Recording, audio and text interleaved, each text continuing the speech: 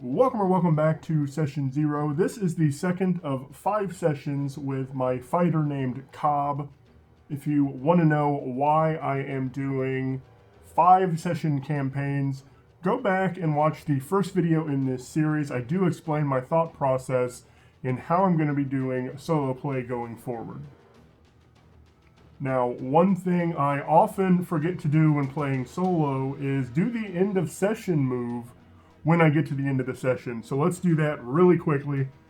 Number 2, I did gain 2 XP during the session when I failed some rolls.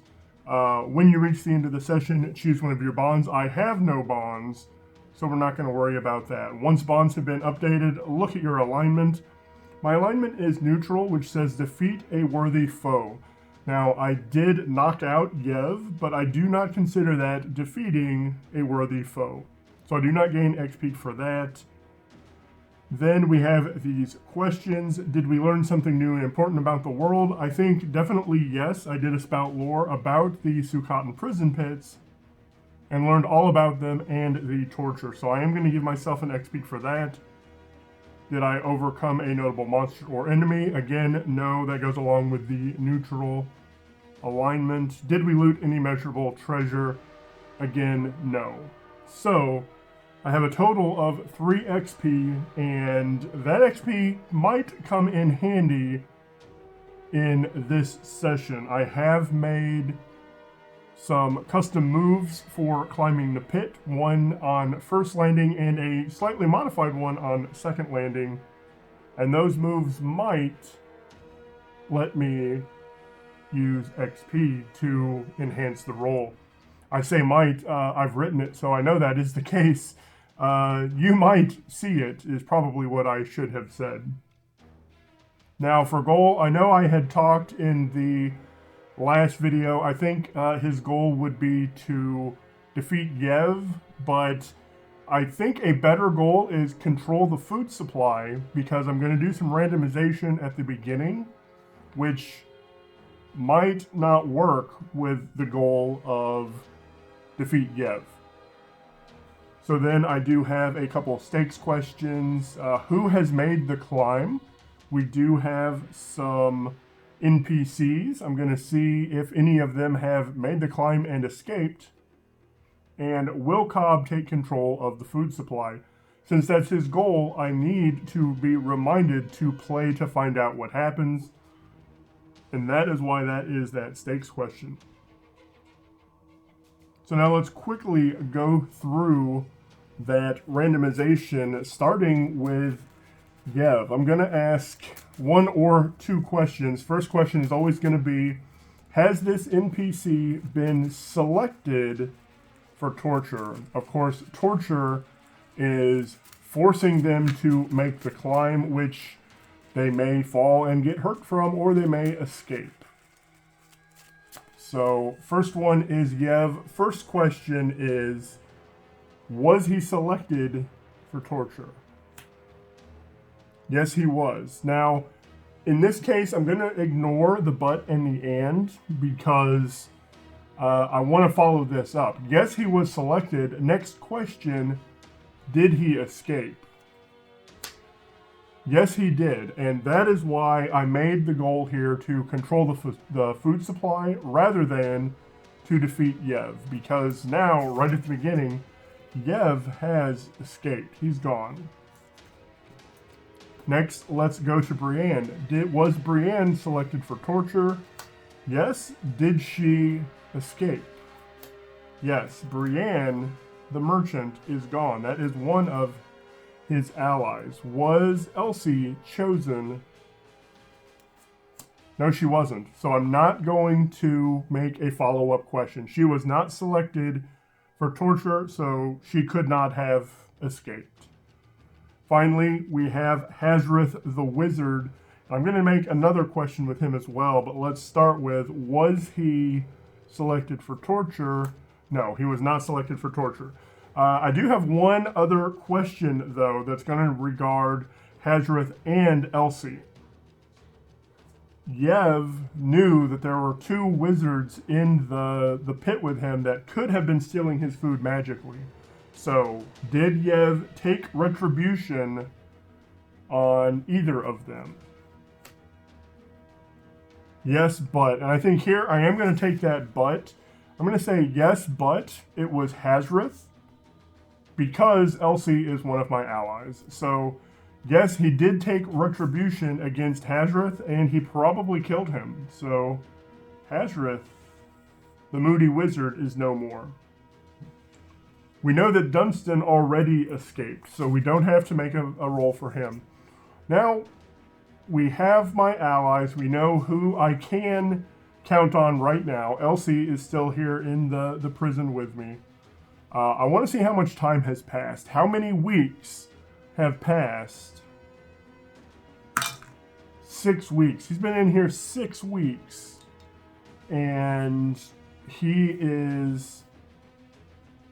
he's kind of gotten to the point where I don't think he has accepted the fact that he is in here, but it is important to him that he takes control of the food supply so that someone like Yev can't come in and hoard it for themselves. Now, he did have some HP at the end of last session, and we're just going to go with that right now. I think he is just... surviving. And even after all this time, he has been healed. He has taken some damage. So we're just going to go with what I ended with last time. So now we can kind of get into the game proper. We're going to start with something happening right away, and in medias res start. And I think what happens in this case is we're going to start with someone making the climb. This will be another bandit, a bandit named Astrophel. And I like that he's rude, so we're going to keep rude. A bandit named Astrophel is making this climb. Does he make it from the first landing to the second landing? Yes, but just like when Dunstan made the climb, it is really strenuous. He almost falls a couple times, but he ends up making it. Does he make the climb from the second landing out the pit? No, he does not. And he falls, and as he's falling, he screams, and he hits the ground hard. And one of these wizards comes up to magically heal him, to mostly repair his broken body. And as he's doing this, both Elsie and Cobb go over to console him. And we're going to have a little bit of dialogue between these three. Elsie, just like in the previous session, she wants to learn everything she can about the climb. So she's questioning him about the climb. Well, why did you fall? What was the problem? What happened that caused you to fall, basically? So they're going to talk a little bit, and while that is happening, Cobb is just examining the room, making sure that no one is kind of making their way to the place where food is normally presented in the pit. Of course, in the last session I talked about, it's basically just bamped in with sorcery.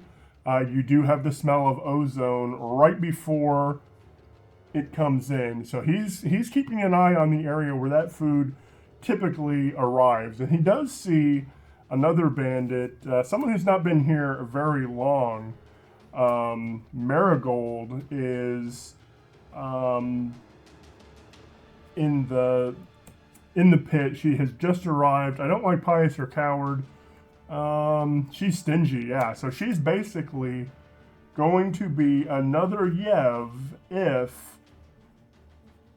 we don't do something about that. So this really gives him the drive to take control of the food supply. He needs to do this before someone else does. He wants to make sure everyone can get food, not just these stingy bandits who come in and want to take it for themselves. So he's actually going to move towards Marigold as she is, and she's kind of slowly doing it. She is, hoping no one is paying attention as she sidles her way over to this area. And Cobb is just going to, not like sprint, but jog over to that spot and just kind of sit right where the food normally comes in. And he's just going to sit and stare at her. Kind of like intimidation. And as she is slowly coming closer, he can kind of see something. Is she going to make some kind of play here? I'm going to discern realities. And I do have a +2 in Wiz. So he is closely studying Marigold to see what she is doing here. That's a 12. That's fantastic. I would get to ask 3 questions. I want to start with, what should I be on the lookout for? I believe she has probably fashioned some sort of dagger, not dagger, but I can't think of the term for it. But just a stabbing implement out of stone. She has sharpened some stone, and she has this dagger-like weapon that she is going to be keeping on her person. I think the next one would be who's really in control here. I think Marigold, especially because she is new and has seen Cobb kind of guarding the food supply, I think Cobb understands that he is in control because he can see that Marigold respects what he's doing. Not respects as in, I respect that you're doing this, but she respects the power he has and doesn't want to cross him. What is about to happen will be my next question. And basically, because of this respect Marigold has, what's about to happen is she is going to lower her eyes and slowly just move away from this area. She sees that Cobb has taken up a position, and she is not going to challenge that position, at least not right now. So now, Astrophel has been healed. He's been repaired by the sorcerers, and he's going to make some rude and crude comments about the sorcerers and about the situation. Don't want to repeat them here because they're really bad. And then this is kind of us looking at the GM, me looking at the GM to see what happens next. Let's make another move on to Cotton Prison Pits and provide food for all. It's at this point when Elsie and Astrophel even and Cobb smell this scent of ozone with a tinge of burn in it, and they know that either someone is about to be selected for torture or the food is about to arrive. So without turning his back on anyone, Cobb stands up and moves a little bit forward so he's not in the way. And you hear a crack, and where it was just a barren floor, all this food has arrived. This is, again, bread, skins of water, some cheese, a few pieces of fruit and vegetables, some dried meat. And after it arrives, Elsie comes over with Cobb, and they start separating it, and they're going to distribute it to the people in the prison pit. They will, some people are going to need a little bit more than others. Some are really hurt, and they're going to be fair about it, but they are going to help people who really need it. They're going to prioritize the water or prioritize giving the water to people who maybe need it a little bit more. prioritize the meat and vegetables to some people who maybe need it a little more. I think even Marigold is going to get some food here. But of course, she's stingy. She wants all of it. So rather than just starting a fight here, Marigold's going to have some words.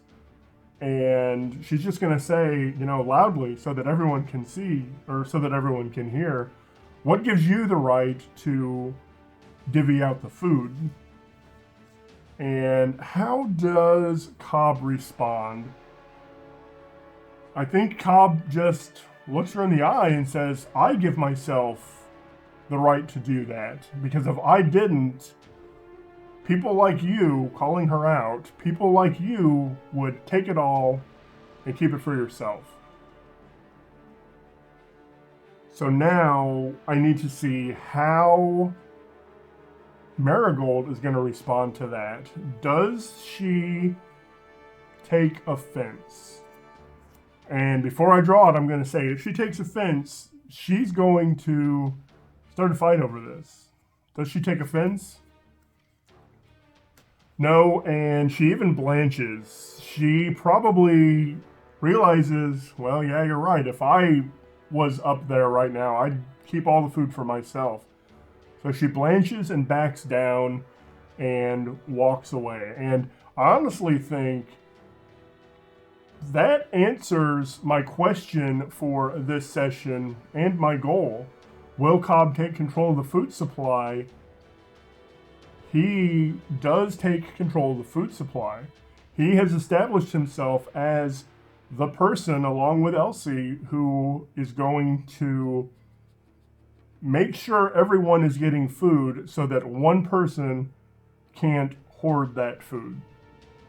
So I've completed my goal. I have covered both of my stakes question. Who has made the climb? I did that at the beginning. Yev and Brienne both were able to escape the prison. Now, that does answer everything I want to know in this session, but I also want to show off the moves I've made for the climb. So, this is a point where the sorcerers may select a prisoner for torture, and then they may select Cobb. So, we are going to use the moves. Well, we're not going to use the move. I'm going to ask, do the sorcerers select a prisoner for torture? No, they do not select a prisoner for torture, which means no one is going to have to make the climb right now. I don't know if I want to use that but. However, I don't think that I am going to use that but. So, for right now, no one is selected for torture. And I actually think that is a good place to end the session. I've completed my goal. I've answered both of my stakes questions. So now let's do what I should have done at the end of last session and do the end of session move.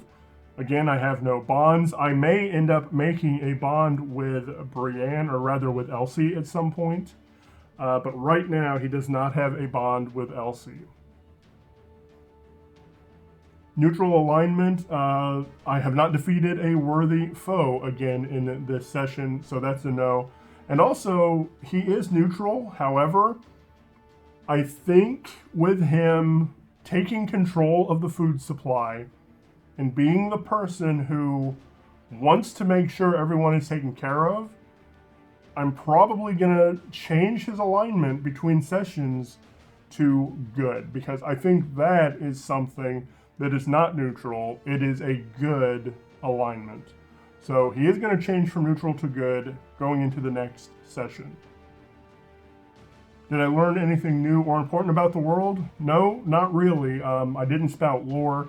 In fact, the only roll I made this session really was at Discern Realities, and I think it really helped me take control of the situation. It helped Cobb gain control of the food supply. So nothing learned, no monster or enemies overcome. Did we loot a memorable treasure? I don't think, and maybe I could be wrong, I don't think the food supply is a memorable treasure. And even if it is, we didn't loot it. We just distributed it. So I'm going to say no to that as well. So I gained no more XP in this session. So I'm still sitting at 3 XP. I didn't get to show off my moves for making the climb, but that's okay. I think going into the next session, if we are kind of following a 5-act structure, the next session would be a climax of sorts. So I am going to go back to the goal of escape the pit and see if we can do that again. Now here's the thing. The climax could be him escaping the pit. It could be him failing to escape the pit again and coming to the realization that maybe this is where he needs to be. And then the story is going to be about him making a place here in the prison pit. Whereas if he makes the climb, the story will follow a different path. So kind of looking forward to that next session just to see what happens. But for now, that is Cobb Session 2. Let me know in the comments what you think. Please like and sub. YouTube really likes that, and I like it too. It really helps my channel grow. Thank you so much for watching today, and I hope you have a great day.